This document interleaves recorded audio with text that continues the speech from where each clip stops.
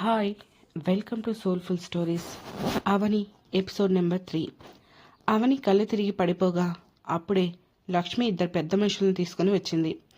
వాళ్ళు వస్తూనే, మీరు ఇలా చేయటం ఏమైనా బాగుందా అనంత్? భార్య ఉండగా ఇంకో పెళ్ళి ఎలా చేసుకుంటారు బాబు? అవని ఏమైపోవాలి? తన గురించి కాస్తైనా ఆలోచించారా అని ఇద్దరూ అడుగుతుంటే లక్ష్మి కూతురు దగ్గర కూర్చొని ఏడుస్తుంది. అనంత్ వాళ్ళకి సమాధానం చెప్పకముందే, మీరెవరు నా కొడుకుని నిలదీయటానికి అని ఆవేశంగా అడిగింది రత్నం. నువ్వు ఆగమ్మా అని పెద్ద మనుషుల వైపు తిరిగి, చూడండి, నేనే కాదు, ఈ ప్రపంచంలో ఎంతోమంది రెండో పెళ్లి చేసుకుంటున్నారు. నేను అలానే చేసుకున్నాను. అయినా నేను అవనికి ఏమీ అన్యాయం చేయను. మేము ఉంటున్న ఈ ఇల్లు తన పేరు మీదనే రాశాను. అలాగే నా ప్రతి నెలా జీతం మొత్తం తనకే ఇస్తాను అని చెప్పాడు అనంత్. మరి వదినికి జీతం ఇచ్చి నువ్వేం చేస్తావు? నీ రెండో పెళ్ళాన్ని అడుక్కుంటావా అన్నయ్య అని కాస్త వెటకారంగా అడిగింది దివ్య. తప్పేమి ఉంది? తనవి అయితే ఒకటి, నావి అయితే ఒకటా అన్నాడు అనంత్. అప్పటికే మెలకు వచ్చిన అవని సోఫాలో కూర్చొని వీళ్ళ మాటలన్నీ వింటుంది. అనంత్ అలా అనేసరికి, అంటే నేనే అంత కానిదాన్ని అయిపోయానా అని ఇంకా బాధపడింది. మరి విక్కీ పరిస్థితి ఏంటి బాబు అని అడిగారు పెద్ద మనుషులు. విక్కీకి ఏం ప్రాబ్లం లేదు. అంకిత వాడిని కంటికి రెప్పలా చూసుకుంటుంది అని చెప్పాడు అనంత్. ఆ మాట విని, ఏం మాట్లాడుతున్నారు? మీరు దూరమయ్యారు అని నేను ఇంతలా ఏడుస్తుంటే నా బిడ్డని అదెవరో చూస్తుంది అంటారేంటి అంటూ అనంత్ ముందుకు వచ్చింది అవని. దివ్య లక్ష్మి చెరోవైపు ఆమె పడిపోకుండా పట్టుకున్నారు. చూడు అవని, నువ్వు విక్కీ బాగా కోరుకుంటే ఇలా మాట్లాడవు అన్నాడు అనంత్. వాడు నా కొడుకు, నా కొడుకు బాగు నాకు తెలియదా అని అడిగింది అవని. చూడు అవని, అంకిత్కి పిల్లలు పుట్టరు. తను మంచి పొజిషన్లో ఉంది. తనకి ఆస్తి కూడా చాలా ఉంది. అదంతా మన విక్కీకే కదా, దానికి నువ్వు అడ్డుపడవద్దు అని గట్టిగా చెప్పాడు అనంత్. అంటే దాని ఆస్తి చూసి నా మొగుడిని, నా కొడుకుని దానికి వదిలేయాలా అని అడిగింది అవని. నువ్వు వదిలేసేదేంటి అసలు అని మధ్యలో రత్నం ఏదో మాట్లాడబోతుంటే, మీరు నోరు మూసుకోండి, ముందు ఆయన్ని కాదు మిమ్మల్ని అనాలి. అసలు ఏమనుకుంటున్నారు మీరు? నేను మీకు ఎంత చాకరీ చేశాను. ఇంట్లో దానిగా కాదు కదా, అసలు మనిషిగా అయినా చూసారా? అయినా సాటి ఆడదాని బాధ అర్థం చేసుకోలేని మీరు అసలు మనిషేనా అని అరుస్తున్న అవని చెంపపై గట్టిగా చాచిపెట్టి కొట్టాడు అనంత్. వెంటనే నవ్య అవనిని లాగేసి, వదిన అన్నదానిలో తప్పేముందన్నయ్య అంటూ నిలదీసింది. అదంతా నాకు తెలియదు. నాకు అంకిత కావాలి. అలాగే అంకితకి నేను, నా కొడుకు కావాలి, అంతే అని చెప్పాడు అనంత్. అంటే ఏంటి, ఇక్కడ నీకు భార్య అనే ఒక మనిషి ఉంటుంది, తనకు ఒక మనసు ఉంటుంది అనే ఆలోచన లేదారా అని అడిగింది దివ్య. మీకంటే పెద్దవాణ్ణి, మీరు నన్నే నిలదీస్తున్నారు, ఇది కరెక్ట్ కాదు అన్నాడు అనంత్. నిలదీయటం కాదన్నయ్య, మా వదినికి అన్యాయం చేయకు అంటున్నాము అన్నది నవ్య. ఇక ముసుగులో ఆటలు వద్దు. అవనికి నన్ను విక్కీని వదులుకోవటానికి ఏం కావాలో చెప్పండి అన్నాడు అనంత్. వదినకి నువ్వే కావాలి అంది నవ్య. అది కుదరదు అని తెగేసి చెప్పాడు అనంత్. అయితే మేము వదిన్ని తీసుకుని వెళ్ళి పోలీస్ కంప్లైంట్ ఇస్తాము అంది దివ్య. ఇవ్వండి, ఇచ్చినంత మాత్రాన నేను మళ్ళీ అవనితో ఉంటాను అని నమ్మకం ఏంటి అని అడిగాడు అనంత్. బాబు, నీకు దండం పెడతాను, నా బిడ్డ బతుకు అన్యాయం చేయకండి. భర్త లేని నేను, భర్త ఉన్న నా బిడ్డ ఒకేలా బతికేలా చేయకు. కావాలంటే నీ కాళ్ళు పట్టుకుంటాను అని చేతులు జోడించి ఏడుస్తూ అడిగింది లక్ష్మి. మీరేం చేసినా ఏం చెప్పినా నా ఆలోచన మారదు అని గట్టిగా చెప్పాడు అనంత్. అయితే పదవదిన పోలీస్ స్టేషన్కి వెళ్దాం అంటూ అవని చేయి పట్టుకుంది నవ్య. దాంతో అవని నవ్య చేయి వదిలించుకొని కళ్ళనీళ్ళు తుడుచుకొని, నేను అక్కర్లేని మనిషి, నాకు కూడా అక్కర్లేదు. అతని ఆస్తి అంతకన్నా అక్కర్లేదు. ఇక నాకు నా బిడ్డ మాత్రం, వాడు స్కూల్ నుంచి వచ్చాక తీసుకొని మా ఇంటికి వెళ్ళిపోతాను అంది అవని. వెళ్తే వెళ్ళు, విక్కీని మాత్రం ఇవ్వను అని కరాఖండిగా చెప్పాడు అనంత్. ఎలా ఇవ్వరో నేను చూస్తాను, వాడు నా కొడుకు అంది నవని. ఎలా తీసుకువెళ్తావో నేను చూస్తాను అన్నాడు అనంత్. వదిన, ఏంటిది అని అడిగింది నవ్య. అనాదిగా వస్తున్న ఆచారం నవ్య, నాకు మీరు చాలా అండగా నిలిచారు, చాలా థ్యాంక్స్. మీరు ఇంటికి వెళ్ళండి, ఇంట్లో పిల్లలు ఎదురు చూస్తూ ఉంటారు అని చెప్పిన అవని లక్ష్మి వైపు తిరిగి, అమ్మ, నువ్వు కూడా వీళ్ళని తీసుకొని ఇంటికి వెళ్ళు, నేను విక్కీని తీసుకొని సాయంత్రం వస్తాను అని చెప్పింది. అదేంటి అవని, పండక్కి ఇంటికి రమ్మంటేనే మా ఆయన్ని వదిలి నేను రాలేనమ్మా, ఆయనను చూడకుండా ఉండలేను, వచ్చే పండక్కి వస్తాను అనేదానివి. ఇప్పుడు ఎలా ఉంటావే అల్లుడు గారిని వదిలేసి అని ఏడుస్తూ అడిగింది లక్ష్మి. అమ్మ, ఆయనే ఉండగలిగినప్పుడు నేను ఉంటాను, మరేం పర్వాలేదు, మీరు వెళ్ళండి అంది అవని. వదిన, నీ ఆత్మాభిమానాన్ని వదులుకోమని చెప్పము, కానీ మేము నీ హక్కును వదులుకోవద్దు అంటున్నాము అంది నవ్య. ఆ మాటతో చిన్నగా నవ్వి, నీ పిచ్చి కానీ ఇంకా హక్కులు ఉన్నాయా నవ్య అని అడిగింది అవని. అది కాదు వదిన అని నవ్య ఇంకేదో అనబోతుంటే, అది కామ్గా వెళ్ళిపోతాను అంటుంటే మీరు ఆపుతున్నారెందుకు అని అడిగింది రత్నం. నవ్య దివ్య తల్లి వైపు సీరియస్గా చూసి అవని వైపు తిరిగి, నీ ఇష్టం వదిన, నీకు ఏది మంచిది అనిపిస్తే అదే చెయ్యి, నువ్వేం చేసినా మేము నీకు సపోర్ట్గా ఉంటాము అని చెప్పి కళ్ళ నీళ్ళు తుడుచుకొని అక్కడి నుంచి వెళ్తూ తల్లి వైపు తిరిగి, ఇక నుంచి మాకు పుట్టిల్లు లేదు అనేసి మరీ వెళ్ళారు. అవని తల్లిని కూడా పంపించి బట్టలు ప్యాక్ చేసుకోవడానికి రూమ్లోకి వెళ్ళింది. హాల్లో రత్నం, కరుణాకర్, అనంత్ మిగిలారు. వీళ్ళకి ఇంత పొద్దున్నే విషయం ఎలా తెలిసిందిరా అనంత్ అని అడిగింది రత్నం. అదే అమ్మా, నాకు కూడా అర్థం కావటం లేదు అన్నాడు అనంత్. తండ్రి ఇద్దరు అనుమానంగా కరుణాకర్ వైపు చూశారు. నా వైపు చూస్తున్నారేంటి, నాకేం తెలియదు అంటూ చిన్నగా అక్కడి నుంచి జారుకున్నాడు కరుణాకర్. కూతురికి వియ్యపురాలకి విషయం చెప్పాడు కరుణాకర్. అతను భార్యని కొడుకుని కాదు అని అవనికి హెల్ప్ చేయలేకపోయినా ఇలా అయినా ఆమె హెల్ప్ చేయాలని అనుకున్నాడు. అందుకే వాళ్ళకి విషయం చేరవేశాడు. మరోవైపు అవని తన బట్టలు తనకు సంబంధించిన ప్రతి వస్తువు ప్యాక్ చేసుకుంటుంది.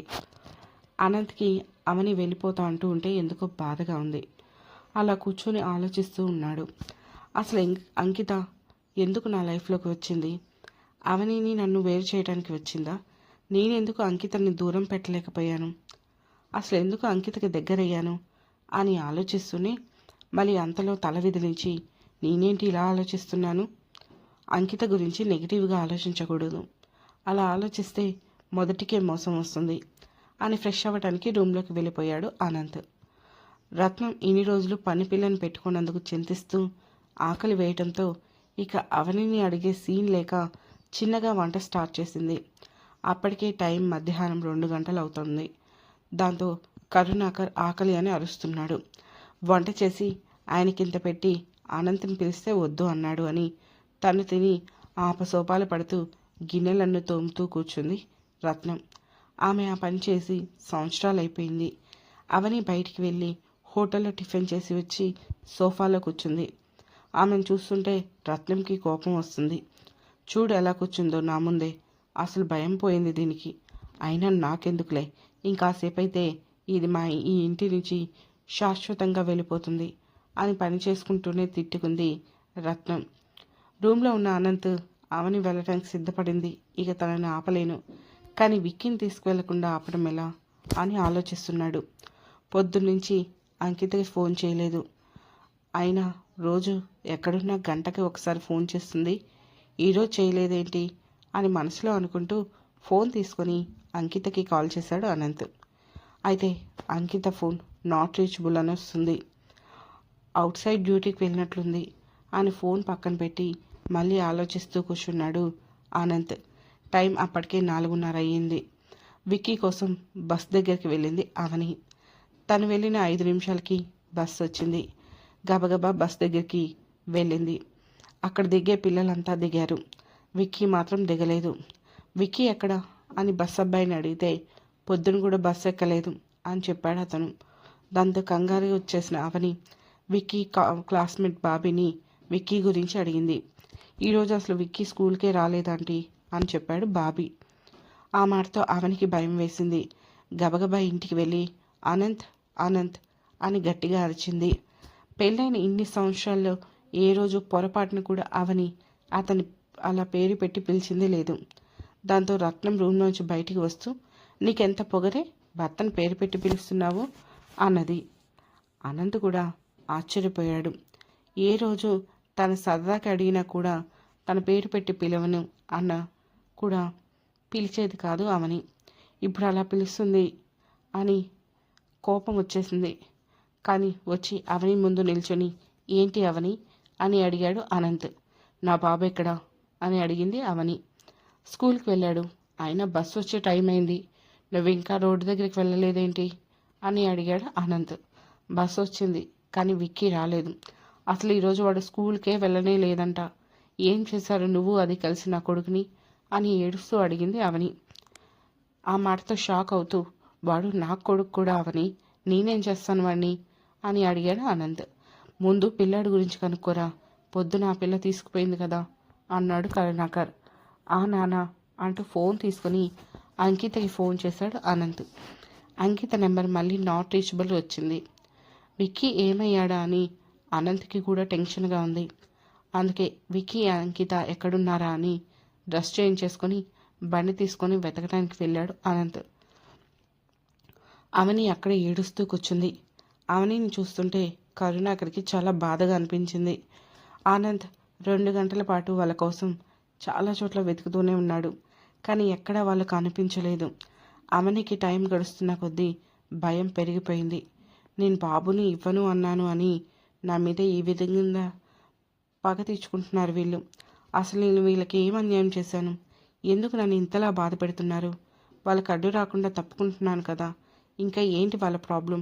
నాకు నా బిడ్డను కూడా దూరం చేస్తున్నారు, ఏం చేయాలి నేను అని కుమిలి కుమిలి ఏడుస్తుంది అవని. ఈమె ఆలోచనలు ఇలా ఉంటే విక్కీ అంకితతోనే ఉన్నాడా, లేదంటే ఎక్కడికైనా వెళ్ళాడా?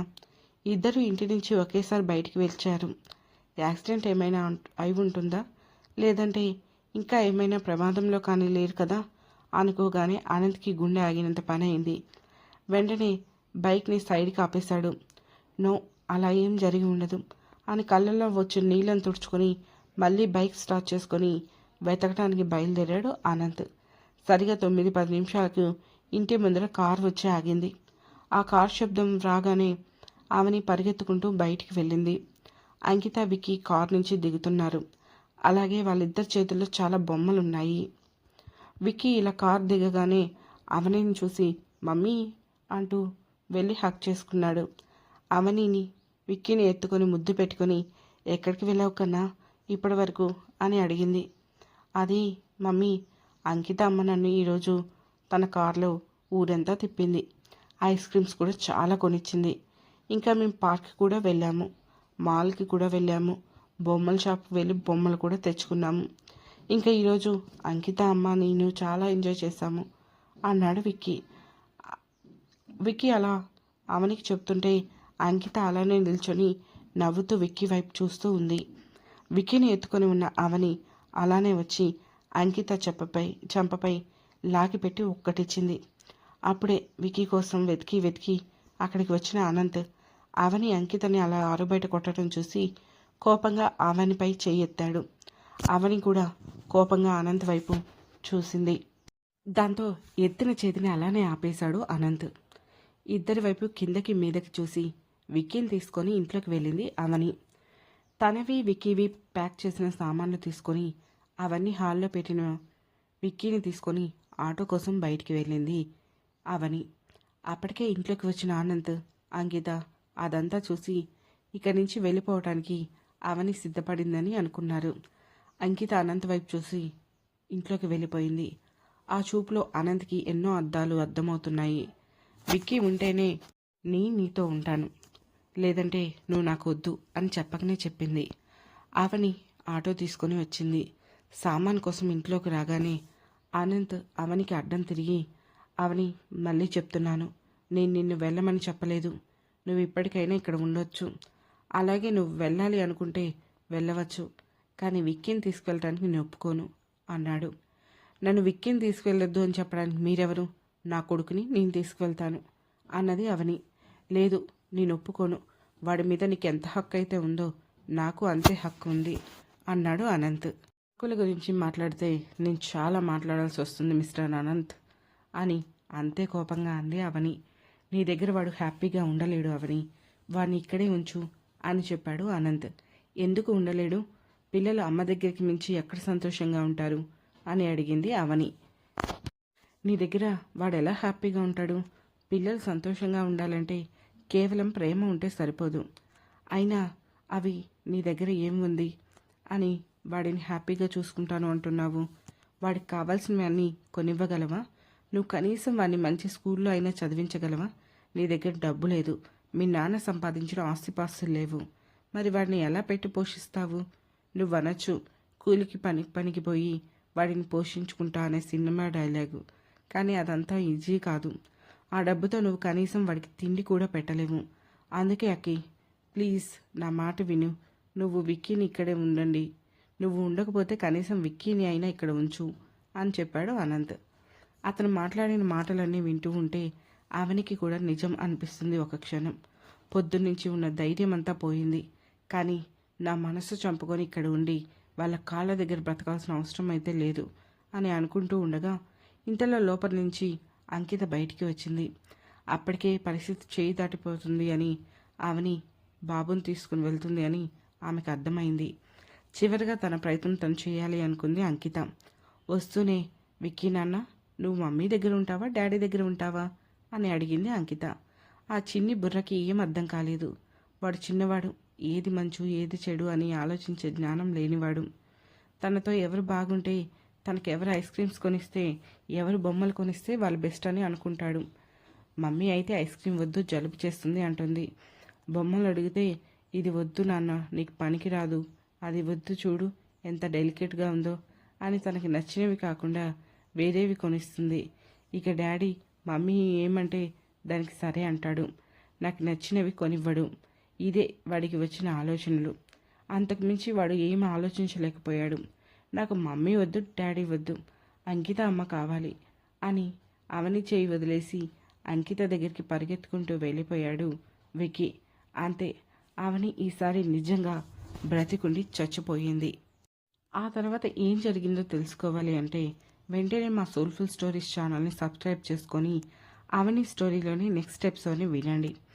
అలాగే ఆ స్టోరీ మీకు నచ్చినట్లయితే లైక్ చేసి, షేర్ చేసి, కామెంట్ చేసి, అలాగే హైట్ పాయింట్స్ కూడా ఇచ్చి మమ్మల్ని సపోర్ట్ చేయండి. Thank you.